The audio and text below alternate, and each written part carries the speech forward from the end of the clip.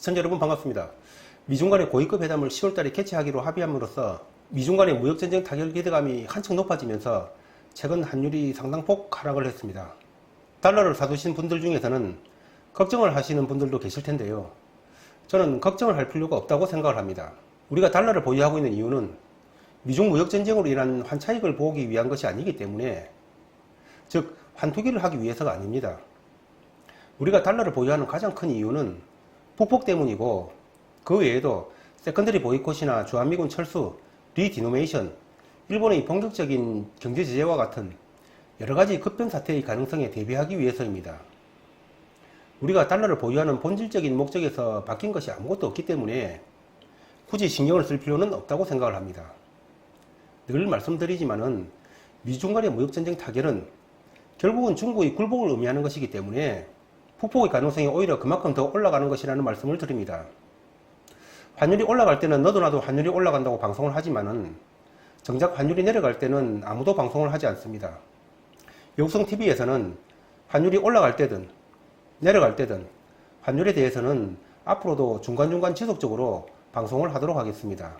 앞전 방송에서 말씀드린 대로 여러가지 개인적인 일들이 있어서 방송을 며칠 쉬게 되었습니다. 며칠 쉬는 동안 틈을 내서 과천에 있는 중앙선거관리위원회 여론조사심의위원회를 다녀왔습니다. 여론조사 회사들에 의해서 행해지는 여론조작 행위에 대해서 담당 주무부처인 여론조사심의위원회가 어떻게 대처를 하고 또 관리감독을 하고 있는지 그 실상을 파악하기 위해서입니다. 중앙선관위가 외지에 있고 민원인이 없었기 때문에 부득이 셀프 카메라를 찍었습니다. 방문 결과를 잠시 말씀드리면은 여론조사 회사들에 대한 관리 실태가 참으로 충격적이었습니다. 우선 여론조사 회사들이 공정한 여론조사를 위해서 어떻게 샘플을 추출을 하는지 여론조사심의위원회에서 그 자료를 요구할 아무런 권한이 없다는 것입니다. 즉 여론조사 회사가 부정한 방법으로 여론조사를 했다는 증거를 가져오기 전까지는 여론조사 회사에 대해서 여론조사 자료를 요구할 수 없다는 것입니다. 아니 이게 말이 됩니까? 여론조사심의위원회는 혐의점이 드러나기 전까지는 가만히 앉아있고, 그래가지고 여론조사 회사들이 사무실 안에서 문 걸어 잠그고 부정한 행위를 한다면은 누가 어떻게 무슨 방법으로 잡습니까? 이거는 여론조사심의위원회가 부정을 방조하고 있는 것은 아닌지 의심이 됩니다. 이럴 거면 여론조사심의위원회는 왜 만들어놨습니까? 진짜로 너무나 관련 규정이 허술하고 미비할 뿐만 아니라 관리감독을 해야 할 직원들도 태만하기 짝이 없습니다. 한 가지 더 기가 찬 사실은 이런 여론조사 회사들이 조사한 자료들은 문서 보관기간이 6개월이라고 합니다. 세상에 어떤 회사도 자기들의 업무 자료를 고작 6개월 보관기간으로 정해놓은 회사가 어디 있습니까? 한마디로 조작하고 정권 바뀌기 전에 폐기 처분하고 증거인멸하라는 의미로밖에는 해석이 되지 않습니다. 그런데 여론조사심의위원회 방문에서 들은 놀라운 사실은 리얼미터가 다른 어떤 사실을 위반한 것이 있어서 심의위원회가 그 위반건을 조사를 했는데, 그 위반건에서 공교롭게도 부정하게 표본을 추출한 사실이 적발되었다고 합니다. 그래서 심의위원회가 리얼미터에 과태료 3천만 원을 부과했다고 하는데요. 여러분, 우연히 어떤 건을 다른 문제 때문에 조사를 했는데 그 건에서 예기치 않게 부정한 방법으로 표본을 추출한 건이 나왔다면은 이러한 부정한 방법으로 표본을 추출하는 것이 거의 만연하다고 의심을 할 만한 충분한 이유가 있는 것 아니겠습니까? 제가 얼마 전에 시청자 여러분도 다 아시는 다른 여론조사 회사 대표와 통화를 한 적이 있습니다. 물론 관련 내용은 제가 녹취를 해놓았습니다. 그 회사 대표의 말에 따르면은 지금은 우리나라도 여론조사를 한 지가 꽤 오래됐기 때문에 여론조사 관련 자료들이 데이터베이스로 상당히 많이 저장이 되어 있다고 합니다. 즉 마음만 먹으면은 샘플의 성향이 좌파인지 우파인지 다 알 수 있다는 뜻입니다. 이번 여론조사심의위원회 방문에서 한 가지 성과라고 한다면은 우리가 의심했던 대로 리얼미터가 부정한 표본을 추출을 해서 사용한 증거가 있다는 것이 사실로 드러났다는 것이고, 그것을 또 확인했다는 것입니다. 그리고 또 한 가지 반가운 사실은 그간 여론조사 회사들이 지역별, 연령별로 목표치를 다 채우지 못하면은 여론조사 회사들이 다른 지역에서 더 많은 표본을 추출을 해서 사용을 했는데, 물론 그럴 경우는 가중치를 적용을 하지만은 어떻든 통계가 왜곡될 여지가 많이 있었습니다. 하지만 이번 10월 1일부터는 해당 지역에 배당된 목표치를 최소 7, 80%는 반드시 채우도록 여론조사심의위원회가 관련 규정을 정비를 했다고 합니다. 그렇게 되면 어느 정도는 통계 왜곡이 줄어들 것이라고 판단이 됩니다. 자, 우리가 여기서 한 가지 짚고 넘어가야 될 사실은 리얼미터 이택수 대표가 김어준과 중학교 동기동창이라는 사실입니다. 우리나라에서는 2016년도까지만 해도 여론조사하면은 대표기관이 갤럽이었습니다. 또 갤럽이 당연히 제일 큰 회사고요. 그런데 왜 갑자기 여론조사하면은 리얼미터가 판을 치는 것입니까? 다른 회사들은 조용하고요. 이상하지 않습니까? 그리고 2017년도 이전에는 대통령 국정 지지도를 이렇게 매주 발표를 했습니까?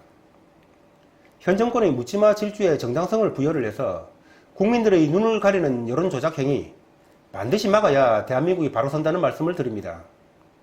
한 가지 기분 좋고 힘이 나는 사실은 육성TV가 우리나라 유튜브 중에서 최초로 리얼미터와 여론조사 시민위원회를 방문을 하고 여론조작 행위 방지 여론조성을 위해서 나름 노력하고 있는 중에 어제 조선일보에서 이런 사설이 실렸습니다. 이 사설의 결론은 이렇게 끝을 맺습니다. 여론조사 조작은 민주주의 작동 자체를 방해를 하고 기만하는 범죄와 같다.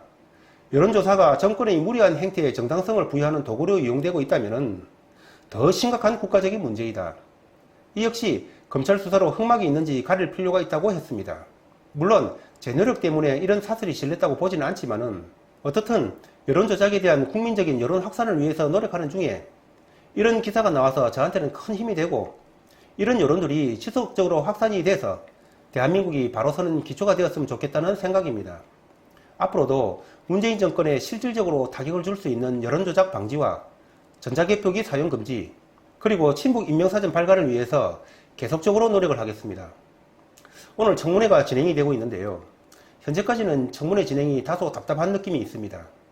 하지만은 결론적으로 말씀드리면은 저는 조국 부부는 동시에 구속될 것이라고 확신을 합니다.